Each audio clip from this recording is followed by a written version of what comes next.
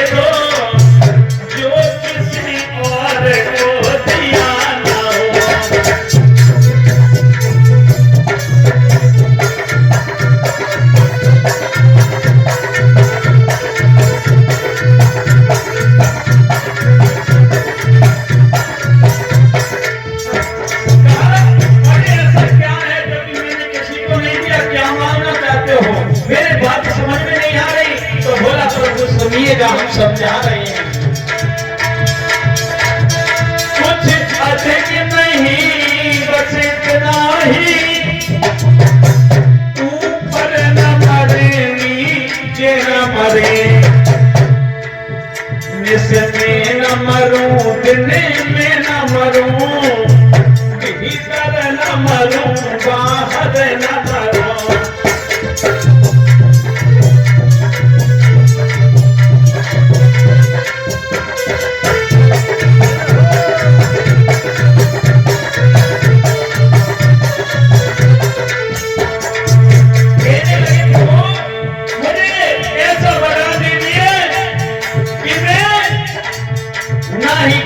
मरूं ना बाहर मरूं, ना दिन में मरूं ना रात में, और नर से न मरूं पशु से न मरूं,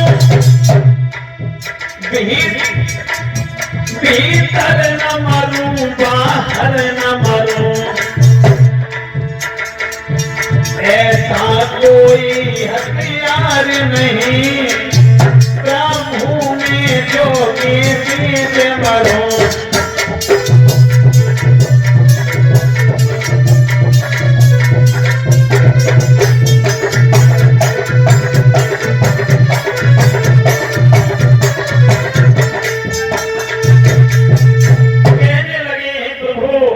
यदि मुझे वरदान देना चाहते हो तो ऐसा वरदान दे दीजिए, ना मैं दिन में मरूं ना रात में, और ना मैं किसी अस्त्र से मरूं ना शस्त्र से, ना भीतर मरूं ना बाहर मरूं, ना ऊपर मरूं ना नीचे मरूं। प्रभु अगर आप वरदान देना चाहते हो तो मुझे यही वरदान दे दीजिएगा। जैसे इतने वचन कहे तो उसी समय कहने लगे कि देखो ये वरदान तो असंभव है, लेकिन तुमने मेरी इतनी घनघोर तपस्या की है जो कि कोई प्राणी नहीं कर सकता। 100 वर्ष तक बगैर जल पिए और तुमने मेरी तपस्या की है, इसलिए मैं तुमको दे दूंगा। उसी समय ब्रह्मा जी कहने लगे ठीक है, एक वस्तु ऐसा ही होगा। जैसे परीक्षित महाराज इतने वचन कहे और वचन कहने के बाद में एकदम से ब्रह्मा जी जो थे वहां से अंतर ध्यान हो गए। अब तो हिरण्यकश्यप के मन में एक विचार आया, हाँ एकदम से घमंड हो गया कि अब तो मुझे कोई संसार में नहीं मार सकता, मुझे कोई संसार में नहीं मार सकता। उसने सोचा कि ऐसा करें, पहले उसको देखें नाला की विप्रचित को, जो मेरी बहन सहका को जबरदस्ती ले गया। एकदम से वहां से भागा, सहयोग नगरिया में पहुंचा।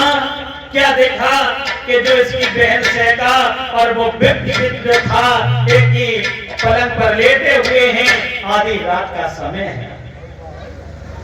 आधी रात का समय है, एकदम से क्या किया, दोनों गहरी नींद में सो रहे हैं। हिरण्यकश्यप ने तलवार निकाली महाराज और आज विपचित का गला काट दिया। एकदम से सेका, रोने लगी, कहने लगी, अरे तुमने भैया ये क्या किया है, अरे आपने तो मेरे स्वागत को ही उजाड़ दिया, अब मैं किसके सहारे रहूंगी।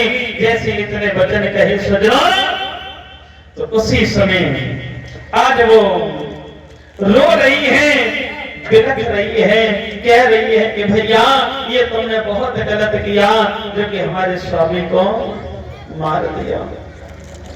आज सज्जनों जब रो रही थी तो उसी समय कहने लगा है हिरण्यकश्यप, अरे बहन मुझे अब संसार में कोई भी नहीं मार सकता, क्योंकि मुझे अमर वरदान मिला है, इसलिए मुझे संसार में अब कोई मारने वाला नहीं है।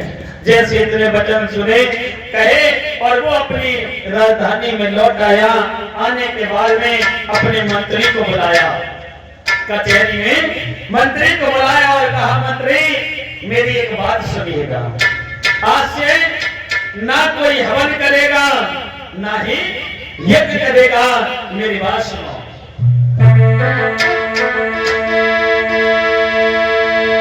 कि इसलिए मुझे इस तपोवन में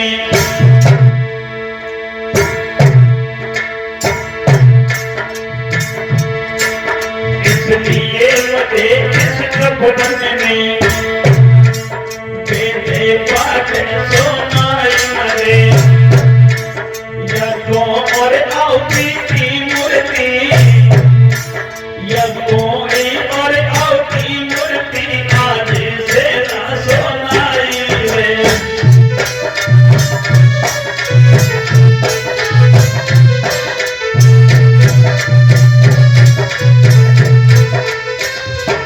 भैया हे मंत्री,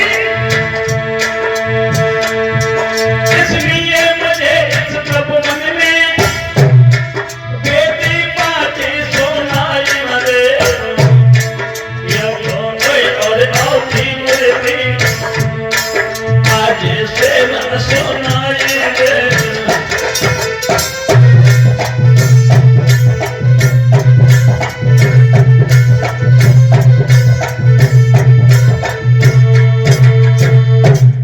सज्जनों बताया है कि जब वचन कहे कि अरे मंत्री आज से तुम ध्यान रखना, हमारे यहाँ ना कोई यज्ञ करेगा।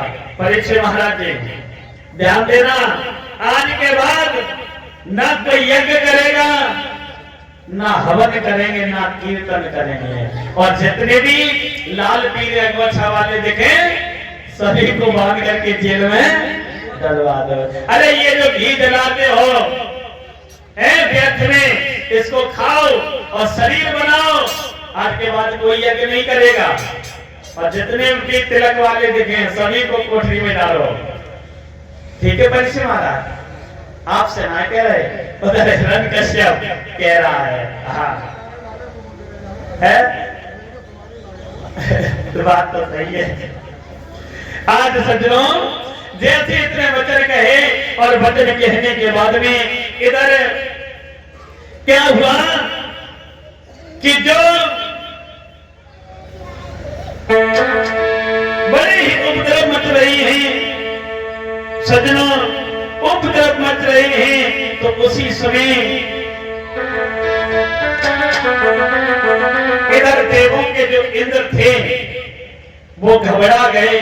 अरे ये सब क्या हो रहा है, एकदम से घबरा गए और वो भी पहुंचे उसी की नगरी में, हिरण्यकश्यप की नगरी में, और वो सबको मारने लगे।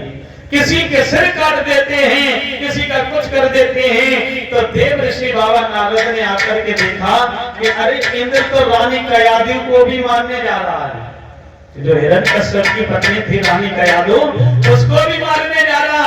एकदम से हाथ पकड़ लिया, अरे इंद्र क्या कर रहे हो, बहादुर होकर के और ऐसे काम करने जा रहे हो, हैं? तुमको ये बात शोभा नहीं देती। अरे ऐसा करिएगा, इनको छोड़ दीजिए, क्योंकि तुमको एक बात नहीं मालूम, रानी के ऐसी गर्भ से ही वह परम भक्त प्रगटाएगा और वो अपनी अटल प्रतिज्ञा से बाप का प्रताप घटाएगा। इस रानी के गर्भ से ऐसा वीर योद्धा बेटा भक्त पैदा होने वाला है, अपने बाप का नाम निशान खत्म कर देगा। आज महाराज जैसे इतने वचन कहे